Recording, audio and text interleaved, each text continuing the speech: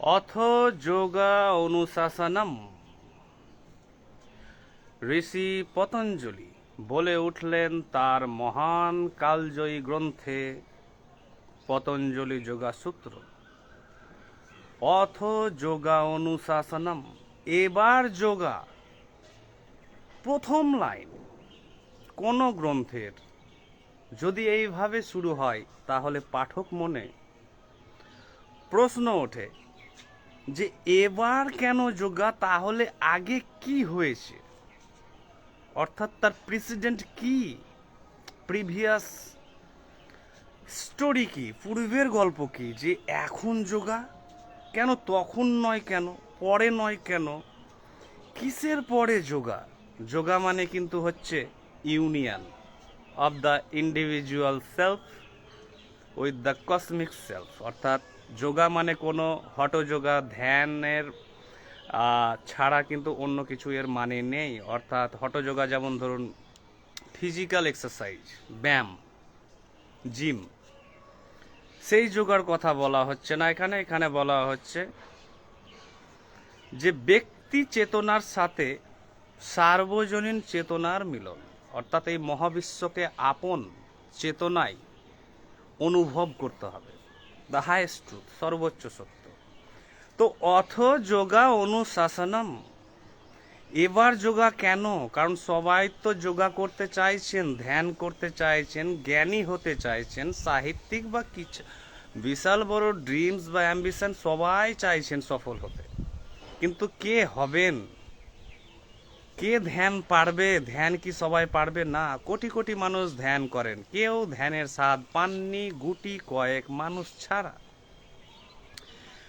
এবার যোগা এর কনটেক্সটই হচ্ছে যে আপনার জীবন সামাজিক, রাজনৈতিক, পারিবারিক, ব্যক্তিগতভাবে, পেশার দিক দিয়ে, সব দিক দিয়ে যখন আপনার জীবন কোলাপস করতে চলেছে, অর্থাৎ টোটালটাই ব্যর্থ হতে চলেছে, এবার আপনি দিশেহারা, এবার আপনি জীবন অন্ধকার কারাগারে বন্দী, আপনি এবার অস্থির, বিষাদগ্রস্ত,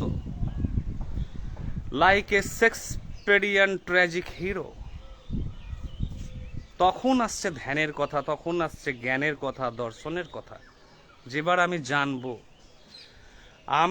জানবো আমার জানা কতটা, ইচ্ছাটা কতটা আমার সিরিয়াস, কতটা আমার তীব্র বা ইন্টেন্স, তার উপর নির্ভর করছে ব্যক্তির সফলতা কেমন হবে। তো কজন ব্যক্তি জ্ঞানের ব্যাপারে, দর্শনের ব্যাপারে, আধ্যাত্মিকতার ব্যাপারে সিরিয়াস মানে হচ্ছে ডু অর ডাই, করেঙ্গে ইয়া মরেঙ্গে। তাই ঋষি পতঞ্জলি তার গ্রন্থে যোগাসূত্র লিখলেন, অর্থাৎ ধ্যানকে কোডিফাই করলেন। তিনি ধ্যানকে একটি গ্রন্থের আকার দিলেন, ফর্মালাইজ করলেন, অফিসিয়ালাইজ করলেন, যে সেখানে তিনি 8টি ধাপের কথা উল্লেখ করলেন ধ্যানের, এবং সেই 8টি ধাপে আছে 8 রকমের Discovery of truth of different dimensions. 8 ধরনের সত্যের উপলব্ধির কথা আছে, প্রত্যেকটি স্টেজে একটি করে বৃহৎ বৃহৎ সত্য আসবে বা একাধিক সত্য আসবে। তো আমি তো ধ্যান, যখন আমার জীবন চারিদিক দিয়ে কোলাপস করছে, অর্থাৎ আমার সার্বিক অস্তিত্ব সংকটে, তখন যে আমার চেতনা যে স্তরে কাজ করবে, আমার মনের, আমার লড়াই, আমার অদম্য ইচ্ছা যে মাত্রা পাবে, তখন ধ্যানের জগতের কথা আসছে। কিন্তু মানুষ তো সবাই ইউটিউব, গুরু, প্রচার, শাস্ত্র পড়ে সবাই প্র্যাকটিস করছেন, কে কজন কোন স্তরে গিয়ে পৌঁছেছেন? 99% ব্যক্তি ব্যর্থ।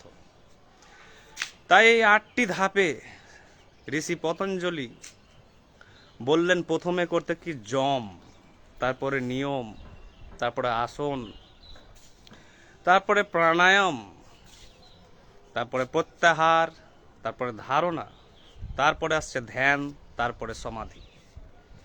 এই 8টি ধাপ নিয়ে প্রচুর গবেষণা আছে। কে এই গবেষণা তাত্ত্বিকভাবে বুঝতে পারবেন? যিনি প্রচণ্ড সিরিয়াস এই জগতে, যিনি প্রচণ্ড, যার আগ্রহ, কৌতূহল, অনুসন্ধানী মন প্রচণ্ড তীব্র, ইন্টেন্স। সাধারণ ব্যক্তি যেতে পারবেন না।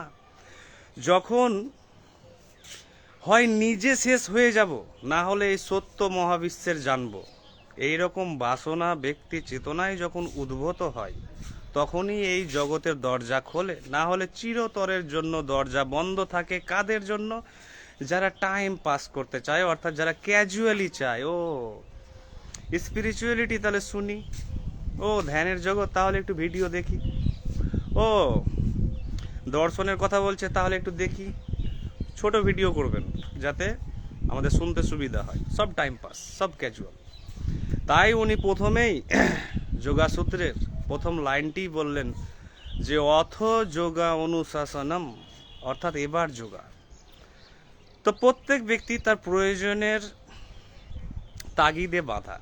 যতক্ষণ না মানুষের প্রয়োজন দেখা দিচ্ছে এবং সেই প্রয়োজন প্রচণ্ড সিরিয়াস, প্রচণ্ড তীব্র, ততক্ষণ পর্যন্ত এই জগতের দরজা কখনো উন্মুক্ত হবে না ব্যক্তির জন্য।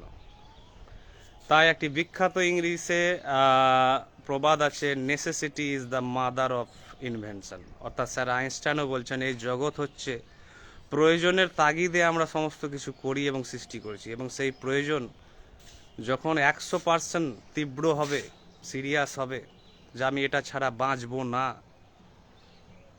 তখন এই জগতের মজা আছে।